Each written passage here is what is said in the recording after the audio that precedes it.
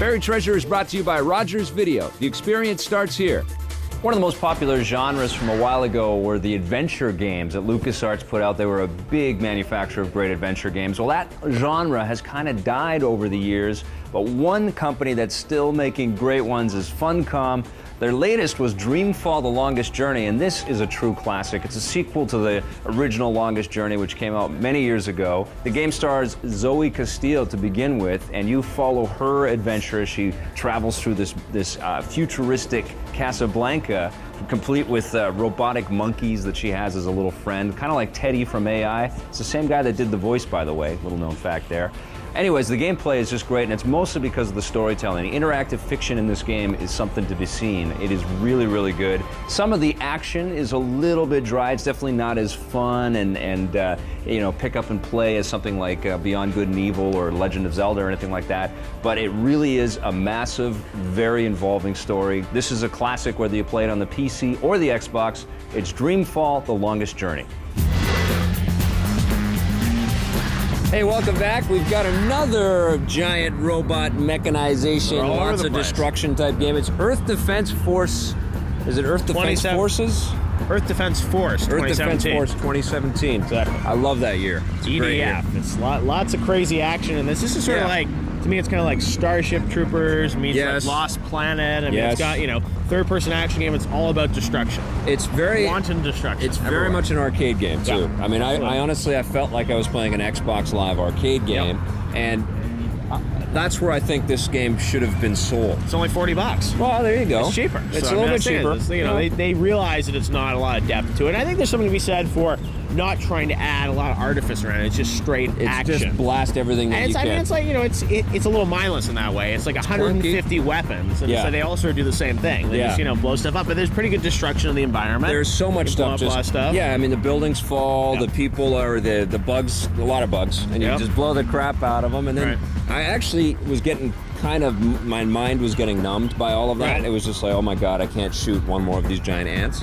And then the robots came, and I was like, oh, okay, well now it's getting more cool. to destroy. I like the Iron Giant-esque. No, that's the thing is, I mean, it's sort of it's over the top. It's fun. Then they add in the vehicle stuff. I mean, the vehicles don't control very well. No. I mean, I found that the helicopter doesn't really work that well. So I was kind of disappointed with that. You got them. They threw them in. It's like a grab bag of every type of tanks, action. Helicopters. I mean, it's just, total, balls to the wall action. Yep. I think it does that well, and it's cheaper. So this is not a game I think, is going to inspire a lot of other people, but I like that it's very pure. It knows what it is. A little split-screen action as well, which we're not seeing too much of in multiplayer anymore. Everybody's just throwing in the single-player screen and expecting people to go on live. Now, this doesn't have online multiplayer, which is kind of a disappointing deal. Yeah, I guess, but it's like some games, every game doesn't need to have multiplayer. And I love that they're charging less for it. Yeah. As opposed to saying, oh, we're going to have multiplayer and then we're going to charge $60 for this. True. It's like, know what you are. Micro transactions. Yeah, it's levels crap. that should be in. It's like, I love that people are experimenting with cheaper games that are simpler. And as you said, I mean, maybe it should have been $20 instead of $40. And I actually kind of dug the sense of humor around it all as well. I mean, it didn't take itself seriously. It plays like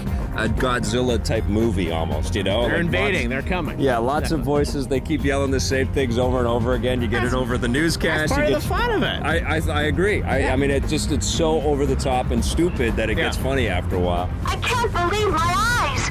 A huge spaceship is floating above the city. It looks like something out of a science fiction movie. Exactly. So I think this is a game, that's forgettable, but it's like if you're looking for something to play for a weekend, I think people actually might have have fun with this. It was surprising. I mean, this is not a game you were going to hate this very well known. No. Yeah, I agree. I actually enjoyed the game. I thought it was quite satisfying in its cheesiness. So what are you going to give this one? I'm going to give it a 7 out of 10. I'm going to give it a 7 out of 10 as well. On the positive side, this game has a lot of balls-to-the-wall action. There's co-op play, something we don't see a lot in games these days. I love that this game is very focused. It knows what it is. It's all about action and destruction. And visually, the game actually looks pretty good, and I love the sense of destruction in the environment. On the negative side, the voiceovers might start to get a bit irritating for you. The vehicles are difficult to control, and I don't know, did you find there was like one too many ants in this sucker or what? Hey, a brand new game based on a movie from Luc Besson, the guy that made The Fifth Element, is coming up after the break.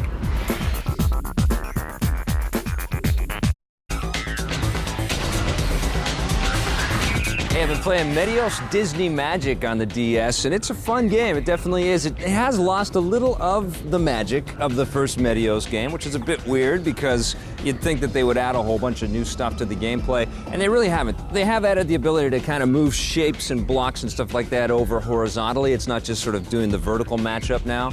And it's interesting to see how the different gravities of the different worlds that you travel to in the game kind of affect the way that the game actually plays. I like all that stuff. The Disney trappings kind of feel a bit tacked on to me. I mean, you get Toy Story levels, you get Pirates of the Caribbean, Nightmare Before Christmas. It just doesn't feel that much different from the last Medios game. So if you played that one to death and you were satisfied with that, I don't know how much new stuff you're going to enjoy here. And even though this Medios game isn't as fresh as the original one, I still liked it a lot. I'm giving Medios Disney Magic 8 out of 10.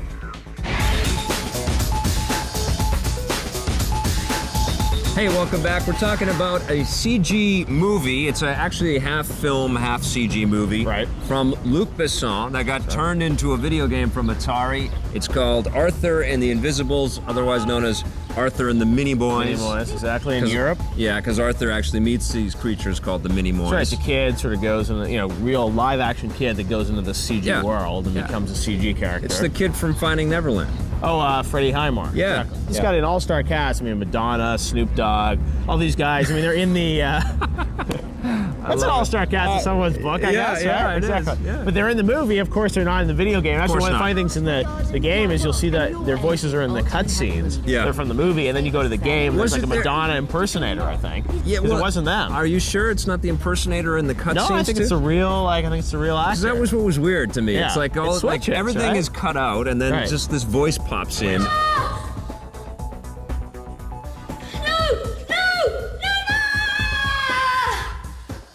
Welcome to the land of the Minimoys. The idea is you get to play these 3 different characters. Yeah. So they all have different unique abilities. The gameplay in this, third-person action game, but it's all, I was surprised, again, a kid's movie. Yeah. Kids game, it's all about these, complicated puzzles and these, you're pushing all these, blocks all the time. And, block pushing puzzles, I'm done with. Yeah. I'm not embarrassed to say I got stuck. Because you have to activate all of these different sort of floor lever keys to open doors. It's so wrong for the audience. This is a kid's movie. You know what, though? I think if you look at the Nintendo games, though, I mean, they do it right. But they make games that appeal to kids, but adults find lots and lots of layers and cool things. But I think the puzzle design was just so poor in this game. I mean, graphically, it looks pretty mediocre to me. You can unlock a secret message from Luc Besson later on in the game. Reason to buy right there. Yeah, which is kind of crazy. It's just not something I would recommend people to pick up and buy. Yeah, unless you're an enormous fan or some kind of Luc Besson Those huge fans of Arthur's and the Invisibles, right? Which I haven't seen the movie either, so I don't think it came and went at the box office. Exactly, I think so, yeah. So maybe the fans in France are grooving on For the international viewers, this might be the one. So what are you going to give this one? I'm going to give it a 6.5 out of 10. Didn't hate it. And I'm going to give it a 4.5. On the positive side, you get 3 different characters to play as. As in every platform-hopping action-adventure game out there, there's lots of stuff to collect and unlock in this one. And if you're a fan of the film, there's all kinds of cutscenes and pieces from the movie to enjoy, including a message from Luc Besson, which Jeff was really thrilled about. And on the negative side, yet another game with a bunch of block-pushing puzzles. How boring. The voiceovers in the game are absolutely terrible and really annoying to listen to.